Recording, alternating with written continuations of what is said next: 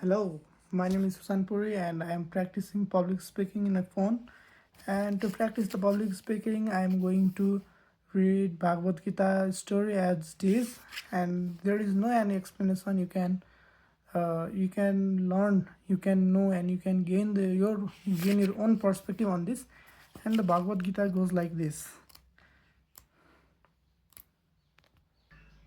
Chapter 1, Observing the Armies of the Battlefield of Kurukshetra. Dhritarashtra said, O Sanjay, after my son and the sons of Pandu assembled in the place of pilgrim at Kurukshetra desiring to fight, what did they do? Sanjay said, O king, after looking over the army arranged in military formation by the sons of Pandu, King Duryodhana went to his teacher and spoke the following words. O teacher, behold the great army of the son of Pandu, so expertly arranged by your intelligent disciple of son Drupad. Here in this army are many heroic women equal in fighting to Bhima and Arjuna, great fighters like Yuyudhana, Bhiratta, and Drupad. There are also great heroic powerful fighters like Drishtaketu, Sikhanda, Kajisra, Purujut, Kunti Bhoja, and Sabhya. There are mighty Abhimanyu and powerful Uttamajuna, the son of Subhadra and the son of Draupadi. All the warriors are the great chariot fighters. But for information, O best of the Brahmins, let me tell you about the captains who are especially qualified to lead my military force. These are the personalities like you, Bhishma, Karna, Kripa, Aswasthama, Vikarna, and the son of Somdatta called Bhurusiva, who are always victorious in the battle. There are many other heroes who are prepared to lay down their lives for my sake. All of them are well equipped with different kind of weapons and all are experienced in military science. Our strength is immeasurable and we are perfectly protected by grandfather Bhishma, whereas the strength of Pandavas carefully protected by Bhima is limited.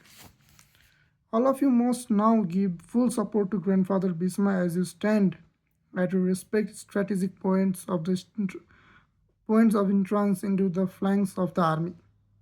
Then Bhishma, the great valiant grandsire of Kuru dynasty, the grandfather of the fighters, blew his conch very loudly, making a sound like roar of lion, giving Duryodhana joy. After that, the conches, drum, bungles, trumpets, and horns were all suddenly sounded, and the combined sound was tremendous. On the other side, both Lord Krishna and Arjuna, stationed on a great chariot drawn by the white horses, sounded their transcendental conches. Lord Krishna blew his conch called Panchajanya. Arjuna blew his called the Devdatta, and Bhima, the vigorous eater, the performer of Herculean tasks, blew his terrified conch called Pandura. King Yudhishthira and son of Kunti blew his conch called Ananta Vijay, and Nakula and Sahadev blew the Sughosa and Manipuspaka. The great archer, the king of Kasi, the great fighter Sikhandi, Drashtadumya, Bhirata, and the unconquerable Sikhandi, Drupada, and the son of Draupadi, and the others, O king, such as mighty armed son of Subhadra, all blew their respective conches. The blowing of these different conches, being unparalleled, vibrating both in the sky and the earth, it shattered the heart of the son of Dhritarashtra. At the time, Arjuna, the son of Pandu, seated in the chariot bearing the flag marked with Hanuman, took up his bow and prepared to shoot his arrow. O king, after looking at the son of Dhritarashtra drawn in the military array, Arjuna spoke to the Lord Krishna these words. Arjuna said, O infallible one, please draw my chariot between the two armies so that I may see those who present here who desire to fight and with whom I must contend this great trial of arms. Let me see who have comes here to fight, wishing to please the evil-minded son of Dhritarashtra. Sanjay said, O descendant of Bharata, having thus addressed by Arjuna, Lord Krishna drew up the fine chariot in the midst of the armies of both parties. In the presence of Bhishma, Drona, and all the Sathrians of the old, the Lord said, "Just behold Parth, all the crews assembled here." There Arjuna could see within the midst of the army of both parties his fathers, grandfathers, teachers, maternal uncles, brothers, sons, grandsons, friends, and those his father in laws and well wishers. When the son of Kunti Arjuna saw all the different grades of friends and relatives, he became overwhelmed with the compassion and spoke thus. Arjuna said, "My dear Krishna, seeing my friends and relatives present before me in such a fighting spirit, I see the limbs of my body quivering and my mouth drying up. My whole body is trembling, my hair is standing on my end, my bow Gandhiva is slipping from my hand, and my skin is burning. I am now unable to stand here any longer. I am getting myself and my mind is reeling. I see only those of misfortune. O Krishna, killer of the Kisi demon. I do not see how any good can come from killing my own kinsman in this battle. Nor can I, my dear Krishna, desire my subsequent victory, kingdom, or happiness.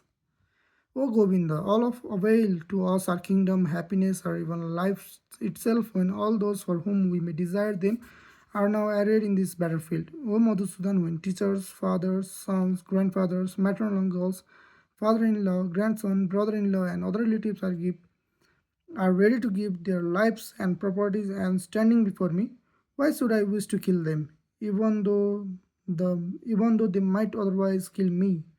O maintainer of the living entities, I am not prepared to fight with them. In exchange for 3 words, let alone this earth, what pleasure will derive me from killing the sons of Dhritarashtra? Sin will overcome us if we slay such aggressors. Therefore, it is not proper for us to kill the son of Dhritarashtra and our friends. What should we gain, O Krishna, husband of the goddess of fortune? And how could we be happy killing our own kinsman? O Janardhara, also, although these men, their hearts overtaken by greed, seeing no fault in killing one's army and quarreling with friend, why should we, who can see the crimes in destroying a family, engage in such act of sin? With the destruction of the dynasty, the internal family tradition is vanquished, and thus the rest of the family become involved in irreligion. When irreligion is prominent in the family, O Krishna, the women of the family became polluted, and the from of the degradation of womanhood, O descendant of Brinsi, comes unwanted progeny. An increase of unwanted population certainly causes hellish life both for the family and for those who destroy the family tradition. The ancestors of such corrupt family fall down because the performance of offering them food and water are entirely stopped. By the evil deeds of those who destroy the family of tradition and thus give rise to unwanted children, all the community projects and family welfare activities are devastated. O Krishna, maintainer of the people, I have heard by the disciplic succession that those whose family tradition are destroyed dwell always in hell. Alas, how strange it is that we are preparing to commit greatly sinful acts, driven by the desire to enjoy royal happiness. We are intent of our killing our own kinsman. Better for me if the son of Dhritarashtra, weapon is in hand, were to kill me unarmed and unresisting on the battlefield. Sanjay said, Arjuna had thus spoken on the battlefield, cast aside his bow and arrow, and sat down on the chariot, his mind overwhelmed with grief. This is chapter 1 of Bhagavad Gita, guys. This is only the story and actual conversation of Sanjay and Dhritarashtra. See you in next part.